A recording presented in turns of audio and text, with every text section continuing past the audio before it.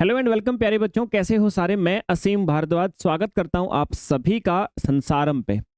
KVS के अंतर्गत PGT अध्यापक बनने के लिए बायोलॉजी विषय से जो एस्पिरेंट्स प्रिपरेशन कर रहे हैं, आप सभी के सिलेबस के रिगार्डिंग ये सेशन होने वाला है। आपको एजेंसी के द्वारा बायोलॉजी के अंतर्गत कौन कौन से टॉपिक्स आपको दिए गए हैं बच्चे, कौन कौन से टॉपिक्स पढ़ के आपका फाइनली सिलेक्शन होगा इस अध्यापक पे पद पे, और किस प्रकार से उनको प्रिपरेशन किया जाएगा, हमें तैयारी करने का मेथड क्या रहेगा सर, उन सारी चीज़ों पे डिस्कस करेंगे। तो चलिए शुरुआत कर देते हैं हमारे सेशन की। सबसे पहले तो हम टॉपिक्स के नाम देख लेते हैं सर। कौन कौन से टॉपिक्स आपको बायोलॉजी के अंतर्गत पढ़ने हैं जो एग्जाम के अंदर आपसे पूछे जाएंगे और एजेंसी के द्वारा आप सभी को दिए गए हैं। सबसे पहले the living world. Living world का मतलब आप ऐसा बोल सकते हो सर, एक क्लासिफिकेशन का टॉपिक आप पढ़ेंगे। उस क्लासिफिकेशन वाले टॉपिक का एक प्रकार से ये आधार होता है टॉपिक, यानी आप जीवों को अलग अलग कैटेगरी के अंदर जो क्लासिफाई करते हो, तो क्लासिफाई करने का जो बेसिक है ना, नीड क्या है, वो चीज आप यहाँ पर पढ़ते हो।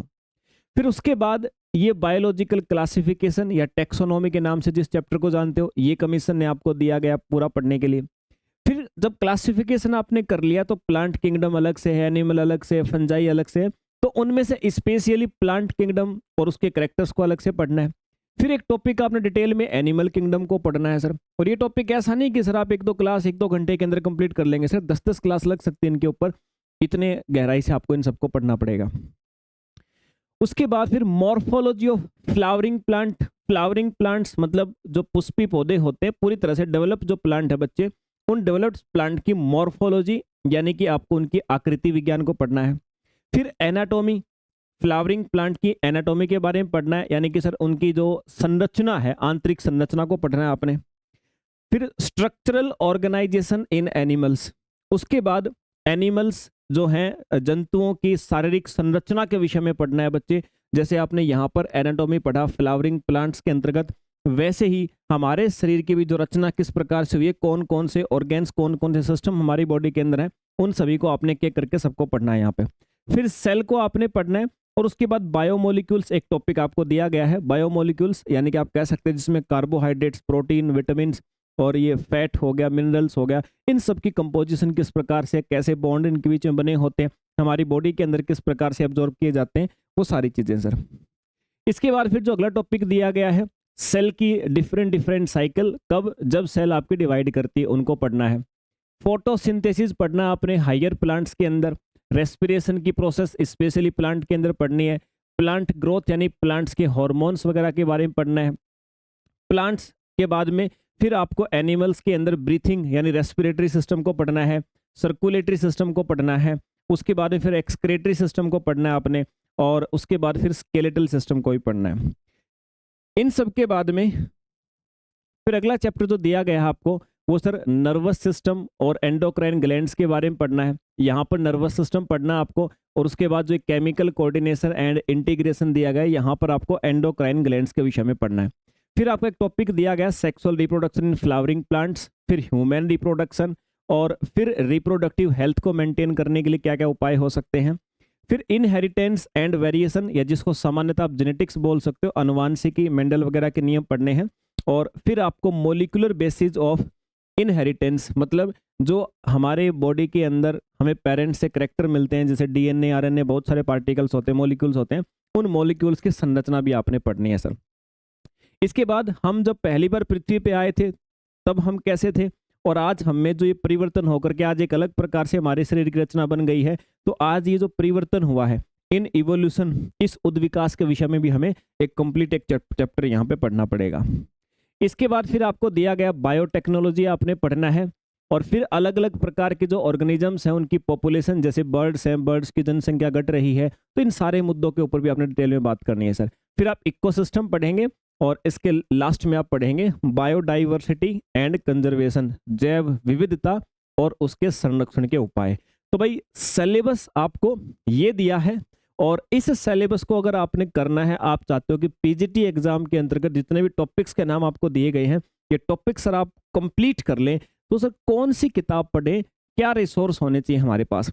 देखो मेरे भाई, सबसे पहला रिसोर्स तो आपके पास में जो होना चाहिए सर, 11th और जो 12th क्लास है, 11th और 12th क्लास है ना सर, इसको तो अपने आप ये मान लीजिए सर कि आपके पेपर का, आपका जो एग्ज़ाम होने वाला है उस एग्ज़ाम के अंदर समथिंग समथिंग 70% क्वेश्चंस आपको यहीं से मिलेंगे सर, मतलब इस सिलेबस से रेलिवेंट ही मिलेंगे। हालांकि इन क्वेश्चंस का लेवल, इन क्वेश्चंस का जो लेवल है वो आपका ग्रेजुएशन के साथ में मिक्स किया जाएगा, ग्रेजुएशन के साथ में मिक्स किया जाएगा। मतलब अगर मैं और भी सरल शब्दों में आपको कहूँ ना, अगर आपको बिल्कुल सरल शब्दों मेरे द्वारा कहा जाए कि सर कौन सी बुक्स पढ़ेंगे आप, इस बात से तो शायद हो सकता है कंफ्यूज हो जाए जो मैं लिख रहा हूँ। मैं डायरेक्टली एक बात लिखता हूँ मेरे भाई कि 50% तो डायरेक्टली क्वेश्चन आपको मिल जाएंगे सर 11th 12th से। आपको ऐसा लगेगा कि अरे ये तो 11th 12th में टॉपिक है, हाँ सर ये तो है ऐसा। उसके बाद समथिंग समथिंग 35% टॉपिक्स, वो जो क्वेश्चन आपको वो डायरेक्टली, टॉपिक तो 11th 12th वाला होगा लेकिन सिलेबस ग्रेजुएशन में मिलेगा। वो क्वेश्चन आपको 11th 12th में लगेगा कि टॉपिक है, लेकिन उससे जो क्वेश्चन पूछा गया है वो 11th 12th में नहीं मिलेगा। समथिंग समथिंग 35% क्वेश्चन आपके ग्रेजुएशन से होने वाले। और इसके अलावा जो 15% क्वेश्चन है आपके वो मास्टर्स लेवल के भी होने वाले हैं, यानी मास्टर डिग्री आपने जो कर रखी है अपने सब्जेक्ट में, तो 15% क्वेश्चन उनकी बुक्स के अंदर से भी आपके पास होने वाले हैं। अब समस्या ये सर ठीक है 11th 12th और आपको लग रहा है कि आप 11th 12th अच्छे से कर लोगे, लेकिन इफेक्टिव तरीके से, प्रोडक्टिव तरीके से 11th 12th की आप पूरी किताब भी पढ़ लेते हो ना मेरे भाई, तब भी आपका आउटपुट 50% से ज़्यादा मुझे नहीं लगता। हाँ, कोई व्यक्ति अगर बहुत समय से पढ़ा रहा, प्राइवेट या किसी स्कूल के अंदर पहले से बहुत लंबे समय से पढ़ा रहा, 5 साल 10 साल से, उसका मैं मान सकता हूँ कि 11th 12th उसकी टिप्स भी मिलेगी आपको, है ना, उसको बेनिफिट होगा उस चीज़ का। बाकी जो सोच रहा है कि अरे सर 6 महीने अभी मैंने पीछे एनसीईआरटी तो पूरी पढ़ डाली तो मुश्किल से तुम्हारा आउटपुट 40% का मिलेगा, मुश्किल से, जहां तक मेरा अनुमान है आप सभी की पढ़ाई को लेकर के। तो बेस्ट तरीका क्या, देखो बेस्ट तो यही है कि आप सेल्फ स्टडी से करना चाहो तो ये कर लो। आप कहोगे सर ग्रेजुएशन से हम कैसे छांटें, ग्रेजुएशन वाले सिलेबस में से, वहां से अगर आप चाहते हो कि आपके पेपर में आने लायक 35% क्वेश्चन छट जाए, तो करना यही है, ये 11th 12th में जो टॉपिक जितने भी दिए गए हैं ना, उन्हीं टॉपिक्स को ग्रेजुएशन की बुक्स में पढ़ना शुरू कर दो, निकल जाएगा सर। इनकी टेंशन मत लो, ये तुम्हारा सिलेक्शन रोक नहीं पाएंगे, क्योंकि कोई नहीं कर पाएगा इनको, ध्यान रखें इस बात को, ये सबके छूटेंगे और इनके छूटने से तुम्हारा सिलेक्शन रुकेगा नहीं, है ना। सेल्फ स्टडी में नहीं कर पाओगे, बट अगर आप चाहते हैं सर ये सारा प्रोग्राम, ये सर सिलेक्टेड पोर्शन निकालना ग्रेजुएशन में से हमारी बस की बात नहीं है, तो मेरे भाई फिर मेरे बस की बात है, फिर ये आप सभी के लिए एक ऑप्शन है ना। एप्लीकेशन डाउनलोड करनी है संसारम, आप सभी ने संसारम एप्लीकेशन डाउनलोड करेंगे बच्चे, प्ले स्टोर पे जाएंगे और आप सभी को एप्लीकेशन मिलेगी संसारम। एप्लीकेशन खोलेंगे, रजिस्टर करेंगे तो उसमें आपको एक स्टोर का ऑप्शन दिखाई देगा, इस ऑप्शन के अंदर जाएंगे तो भाई आपको केवीएस पीजीटी का सेम ऐसे ही बैनर के साथ में बायोलॉजी सब्जेक्ट के लिए सब्जेक्ट स्पेसिफिक आपको एक बैच मिलेगा सर। एनरोलमेंट कर लेंगे बच्चे, समथिंग समथिंग अभी ये 1149 के आसपास पूरे कोर्स की फीस है। वैलिडिटी आपकी लाइफ टाइम तक 1-1 साल करके कितनी बढ़ा सकते हो, बिल्कुल निश्चिंत रहना आपने उस चीज़ के लिए। इस बैच के अंदर करवाया क्या जाएगा मेरे भाई, आपको मैंने जैसा कि कहा कि एनसीईआरटी 11th 12th का पूरा बेस आपका तैयार करवाया जाएगा। अब ऐसा नहीं कि हम आपको 11th 12th के एनसीईआरटी लेकर के पढ़ाना शुरू कर देंगे, वो मेरा कंटेंट है मेरे भाई, उस कंटेंट के अंदर ये बिल्कुल 100% कवर होगा। उसके बाद में जितने भी टॉपिक 11th 12th के हैं उनमें से जिस टॉपिक को ग्रेजुएशन लेवल तक पहुंचाना है वो जाएंगे, और जिस टॉपिक को मास्टर्स लेवल तक लेकर के जाना है वो सारे आपको बच्चे एक है ना इंटीग्रेटेड स्टडी आप सभी को करवाई जाएगी। तो जितना भी आपका एग्जाम का लेवल होता है वो कंप्लीट करवा जाएगा। उसके साथ में फिर चैप्टर वाइज एमसीक्यू की प्रैक्टिस करते हम चलेंगे, और लास्ट में एग्जाम के टाइम पे आप सभी को मेरे भाई मॉक टेस्ट अवेलेबल करवाए जाएंगे।